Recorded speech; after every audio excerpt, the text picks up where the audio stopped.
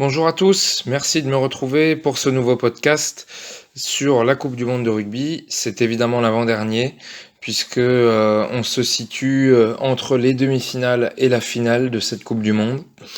Donc on se retrouve pour décrypter les deux demi-finales de ce week-end, deux belles affiches, Angleterre-Nouvelle-Zélande et Afrique du Sud, Pays de Galles. Et puis pour préparer un petit peu, bien sûr, la grande finale qui se déroulera samedi. Commençons par les demi-finales. La première était aussi celle que l'on attendait le plus. Une affiche qui était presque le match de l'année entre peut-être les deux meilleures équipes au monde, sûrement les deux meilleures équipes au monde même. Angleterre-Nouvelle-Zélande. Et on ne s'est pas trompé sur la qualité de cette affiche puisqu'on a effectivement eu droit à un très beau spectacle, notamment grâce aux Anglais. Tout a commencé avec un haka, comme toujours lorsqu'il s'agit de la Nouvelle-Zélande. Les Blacks avaient même choisi le Kappa Opongo, qui est la version la plus martiale, la plus guerrière du haka, encore plus que le Kamate qu'on peut voir d'habitude. Mais le 15 de la Rose y a répondu de manière assez fantastique en formant un V à la pointe duquel se trouvait Owen Farrell et son regard provocateur.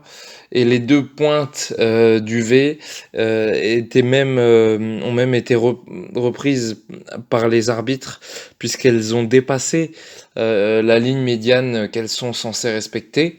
Et donc il y avait quelques joueurs dans le camp adverse, ce qui est normalement interdit. Voilà, il y a eu tout de suite cette séquence avant même le coup d'envoi de, de provocation de part et d'autre. On sentait qu'on allait avoir droit à un combat extraordinaire.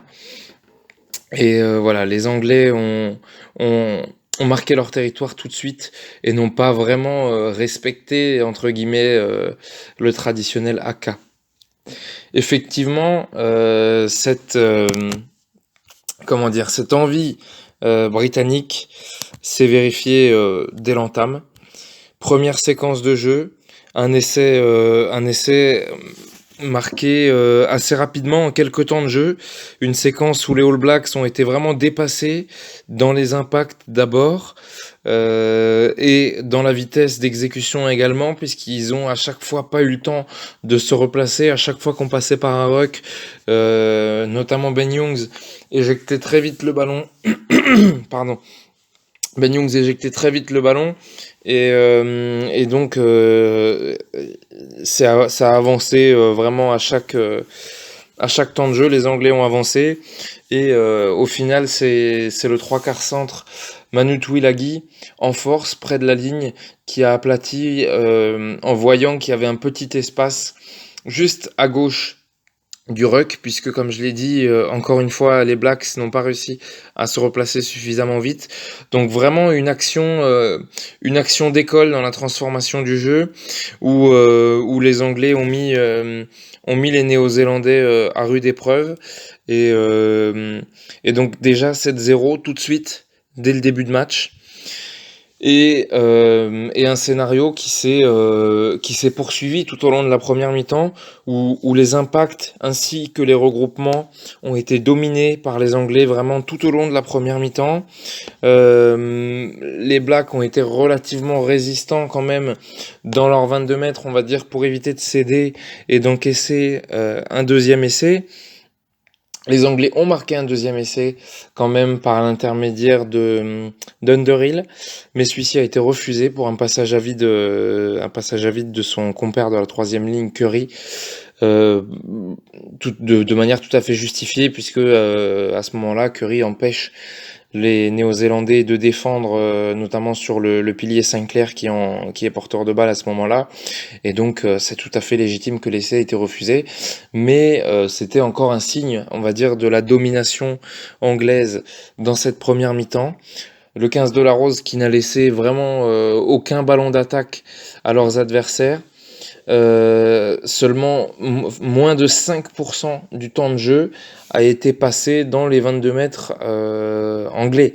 C'est pour dire que vraiment les Blacks n'ont pas été dangereux, ils n'ont jamais été en position de marquer dans le camp adverse, ils ont subi, comme je l'ai dit, au niveau des impacts et au niveau des rucks, et, euh, et à partir de là, ils pouvaient rien faire. C'est-à-dire qu'à chaque fois qu'ils essayaient même de développer un peu de jeu rapide, soit il y avait une maladresse de leur part, soit il y avait un geste défensif sublime du côté anglais qui les empêchait de mettre de la vitesse. Et voilà, en tout cas, première mi-temps à sens unique. Finalement, presque envie de dire seulement 10-0 à la mi-temps. Et pourtant, Dieu sait que maintenir les Blacks à 0 point sur une mi-temps complète, c'est quand même un sacré exploit. Le match s'est poursuivi sur la même dynamique au retour des vestiaires. À la 44e minute, il y a une pénalité qui est obtenue par les Anglais, de nouveau grâce à un bon contest dans un ruck. Ils choisissent la touche. Ensuite, on part sur un maul et s'ensuit une superbe inspiration de Ben Youngs qui va aplatir, mais encore une fois, et c'est annulé pour un en avant dans le maul. Alors voilà, l'en avant il y est. Après, c'est une question d'interprétation de la règle. C'est le joueur qui est derrière qui maîtrise assez mal le ballon. Le joueur qui est devant lui le reprend. Bon, on peut, on peut estimer que la décision est juste, même si forcément c'est sévère parce que c'est une petite broutille, on va dire, qui annule un essai qui aurait pu faire encore plus de différence. Mais sur cet en avant sifflé, les Blacks obtiennent donc évidemment une mêlée, mais à la suite de cette mêlée, ils n'arrivent pas à se dégager proprement de leur camp, comme trop souvent dans ce match d'ailleurs, et se mettent de nouveau à la faute dans la foulée, ce qui nous amène à 13-0. Et toujours pas cette sensation de que les Néo-Zélandais peuvent revenir dans le match en fait. Hein. Ils ont rendu beaucoup de ballons au pied.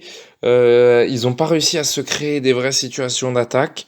Même encore à la 53e minute, il faut un excellent sauvetage de Sivouris devant Elliott Daly le long de la ligne pour éviter d'enfoncer encore plus les hommes de Stevenson.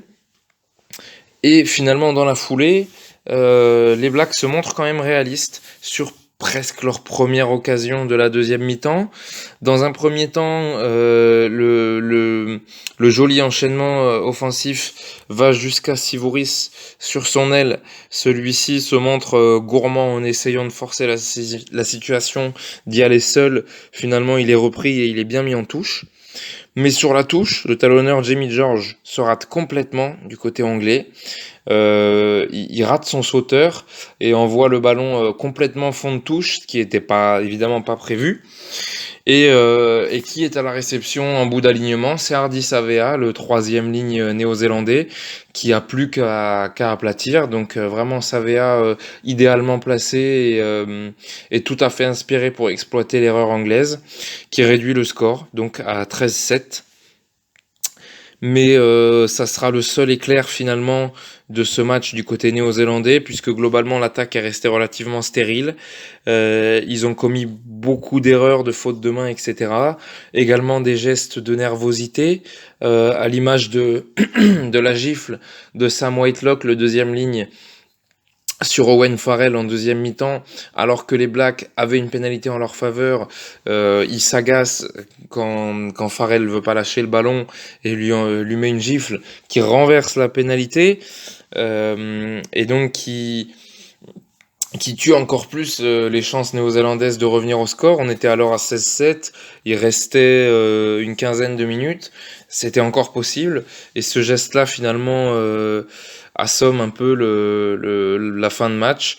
Des Blacks toujours indisciplinés, qui prennent encore des points supplémentaires à 19 jusqu'à 19-7,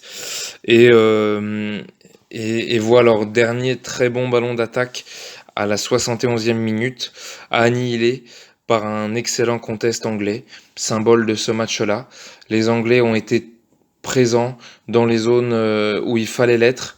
dans les regroupements. Ils ont su récupérer des ballons, gratter des ballons, gagner les impacts aussi, faire reculer les Néo-Zélandais.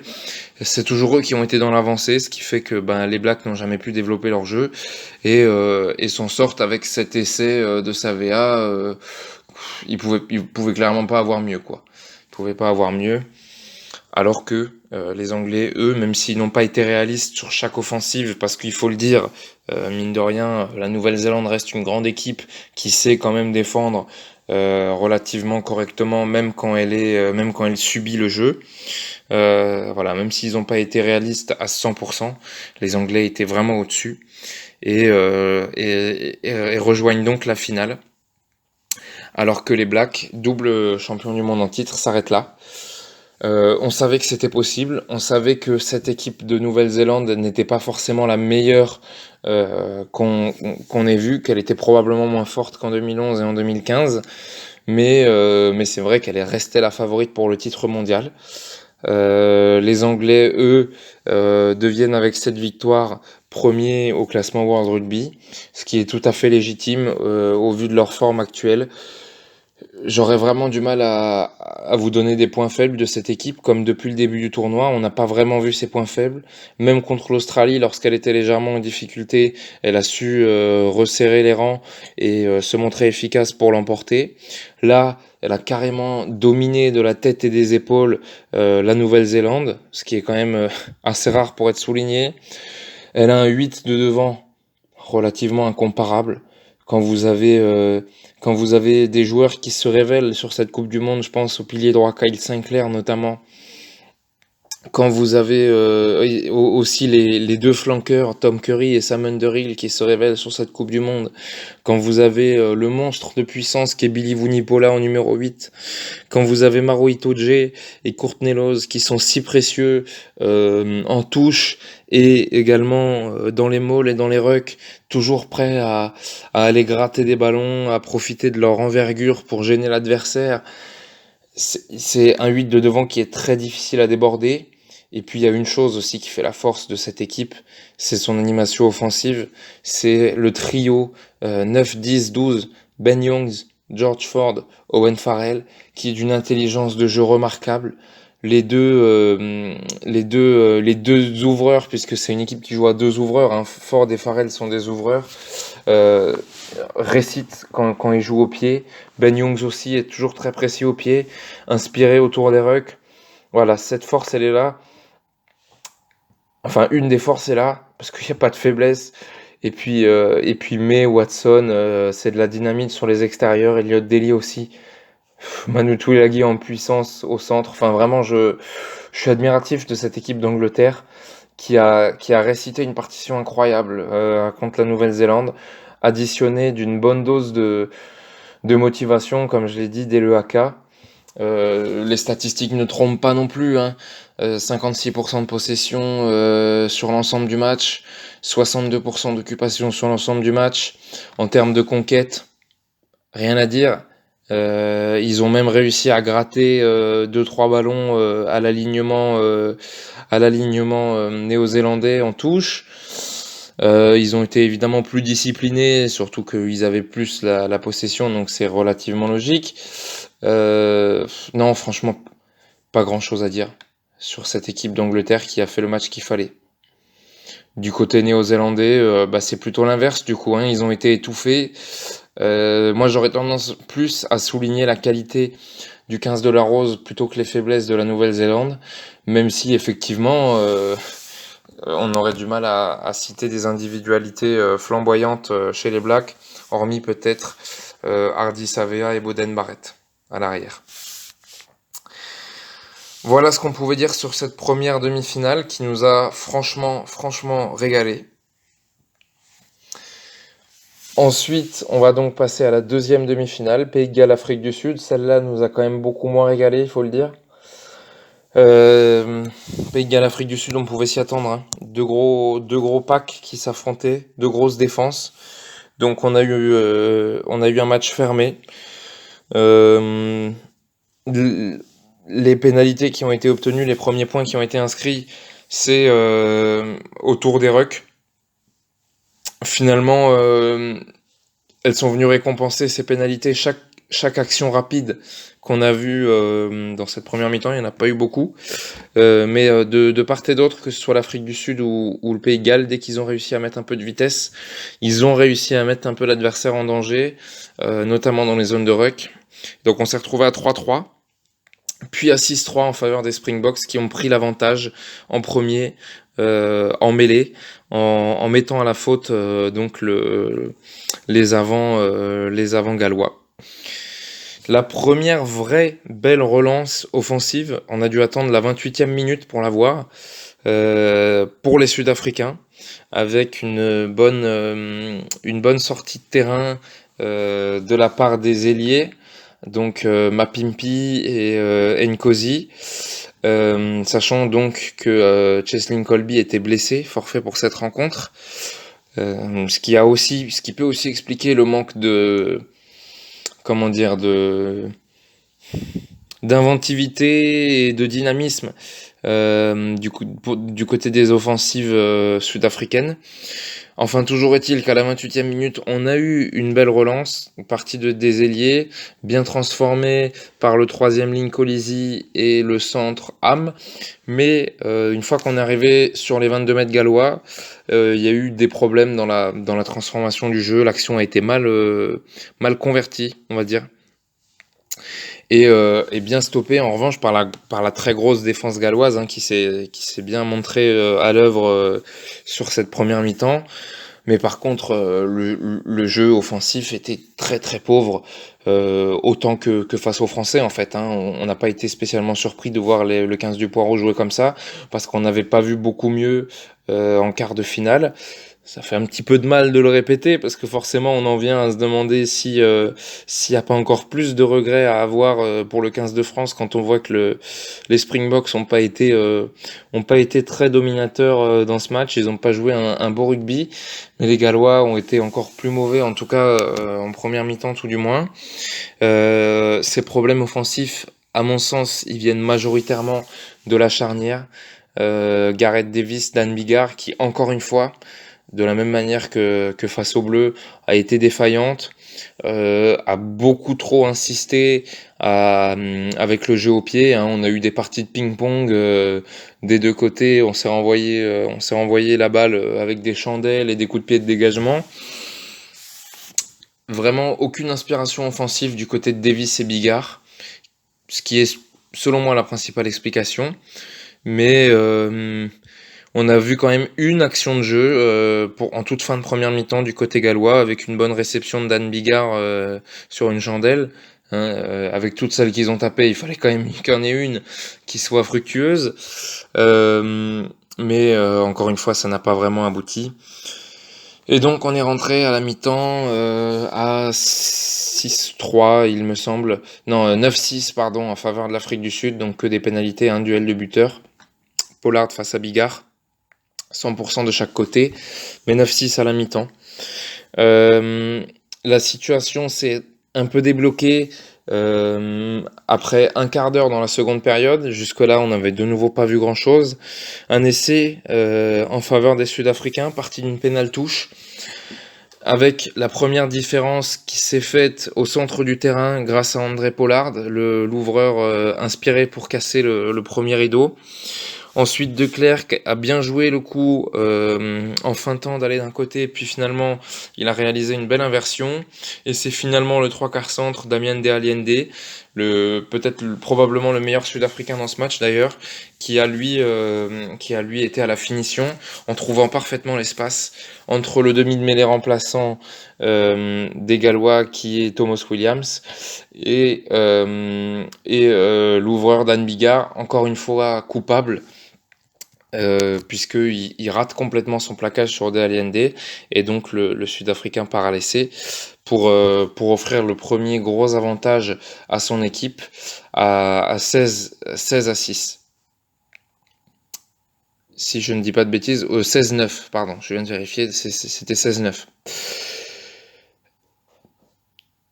Dan Biggar, encore une fois sur l'action, pas irréprochable, je l'ai dit.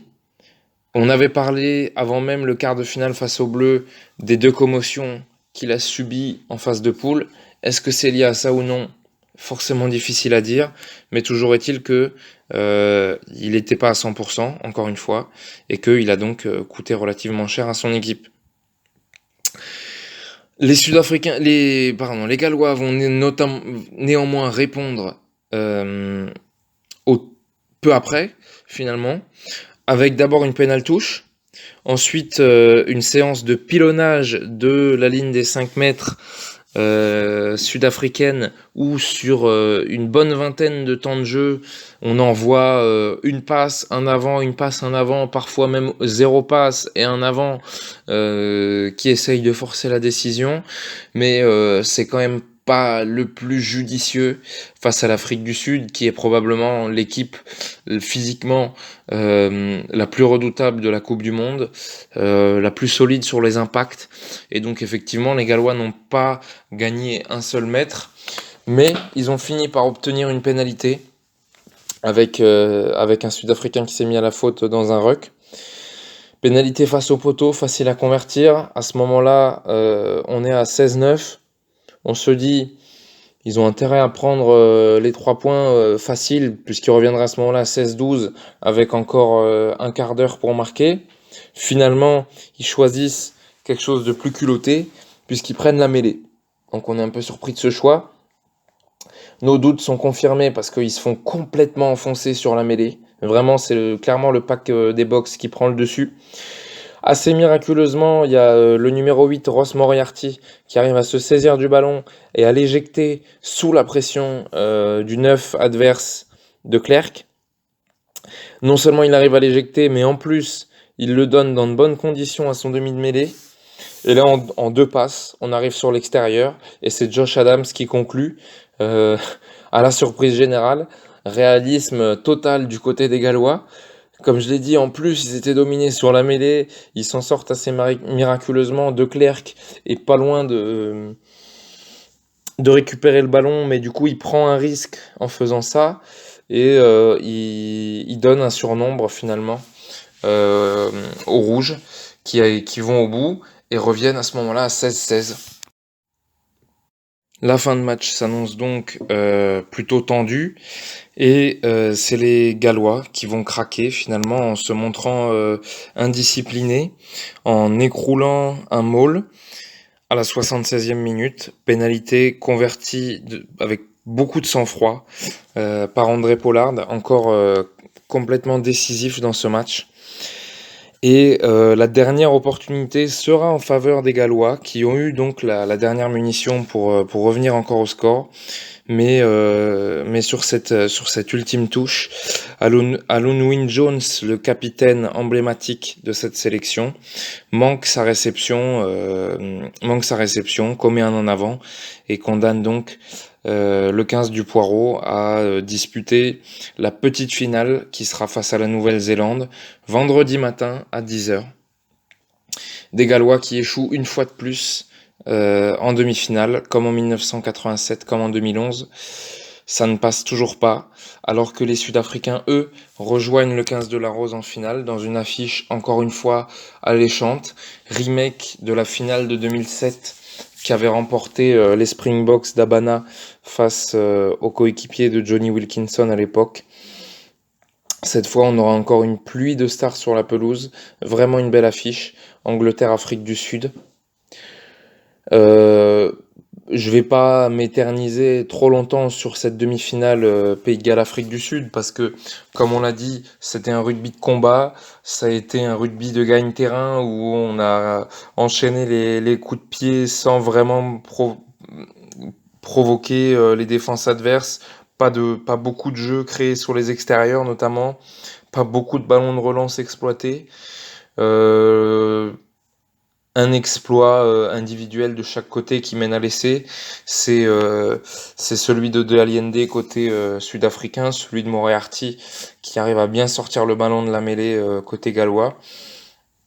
Pour le reste, peut-être que le match se gagne aussi grâce à la supériorité d'André Pollard dans l'organisation et dans l'animation du jeu par rapport à Dan Bigard. Voilà, c'est tout ce qu'on peut dire là-dessus. Donc on va se tourner vers la finale. la finale tant attendue. Avec des Anglais qui sont favoris au vu de leur prestation face aux Blacks. Hein, je l'ai dit, je vois très peu de points faibles à cette équipe. J'en ai pas parlé, mais il y a aussi un banc qui est très impressionnant. Quand vous faites rentrer en première ligne Cowan, Dickey, Marler et Cole, plus George Kreuz en deuxième ligne, voilà. Là où ça pourrait peut-être coincer, c'est au poste de demi de mêlée. Willie Hines s'est blessé sur son entrée. Donc les Anglais ont été obligés de rappeler Ben Spencer, le demi de mêlée des Saracens. Bon, ça aura pas à mon avis une grande incidence. Enfin voilà, le banc anglais est impressionnant. Alors on peut aussi arguer que le banc sud-africain est très impressionnant aussi quand vous avez Malcolm Marx comme talonneur remplaçant, Steven Kitchoff aussi en première ligne, François Loh, voilà. Il y a du talent, il y a vraiment du talent des deux côtés du terrain. J'espère de tout cœur que Cheslin Colby va pouvoir être suffisamment remis de sa blessure à la cheville contractée en phase de poule pour pouvoir disputer cette finale, parce que ça nous ferait un artificier de plus sur les ailes, avec Colby, Mapimpi d'un côté, et puis May et Watson de l'autre. Il y aurait vraiment un spectacle garanti. Après, ça reste une finale. On sait comment ce genre de match se joue, c'est souvent des matchs fermés. Il faut s'attendre à une grosse opposition aussi des 8 de devant. À mon avis, ça va envoyer du lourd dans les impacts. On sait que les Sud-Africains sont spécialistes de ça. Les Anglais ont la possibilité d'y répondre. Ils ont aussi beaucoup de puissance. Mais peut-être que eux ont plus de création en termes de jeu avec les trois quarts. Avec cette doublette Ford-Farrell appuyée par les flèches sur les ailes et Daly à l'arrière aussi. Ils ont un peu plus de variations possibles dans leur jeu, je pense, que les Sud-Africains qui devraient, à mon avis, vraiment insister sur le défi physique au centre du terrain. Dans ce cadre-là, ça va être intéressant de voir si Damian De Allende peut résister à Manu Tuilagi en face pour ce qui est du duel des trois quarts centre. Ça va être intéressant de voir si d'un côté ou de l'autre, on va envoyer quelques joueurs en mission pour aller plaquer très fort Pollard d'un côté et Ford ou Farrell de l'autre. Voilà, c'est le genre de petits détails sur lequel le match pourrait basculer. Mais à mon avis, ça va quand même pas être une démonstration que ce soit d'un côté ou de l'autre. Ça m'étonnerait qu'il y ait 20 points d'écart à l'arrivée. Je pense que ça va être un match fermé, qu'on risque d'attendre un petit peu, que ça s'ouvre.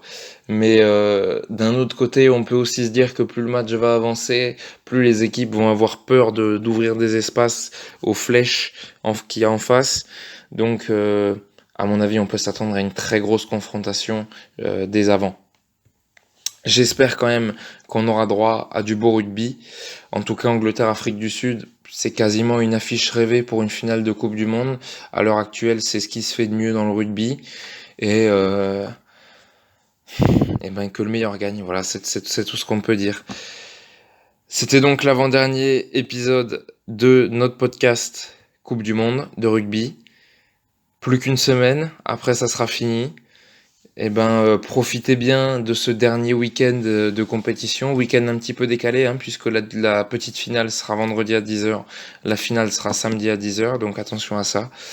Mais voilà, en tout cas, profitez bien du spectacle qui reste, et puis continuez bien sûr à nous suivre comme vous le faites sur notre site, sur les réseaux sociaux, Twitter, Facebook, sur YouTube, sur SoundCloud pour ce qui est des podcasts. Et à bientôt tout le monde, ciao!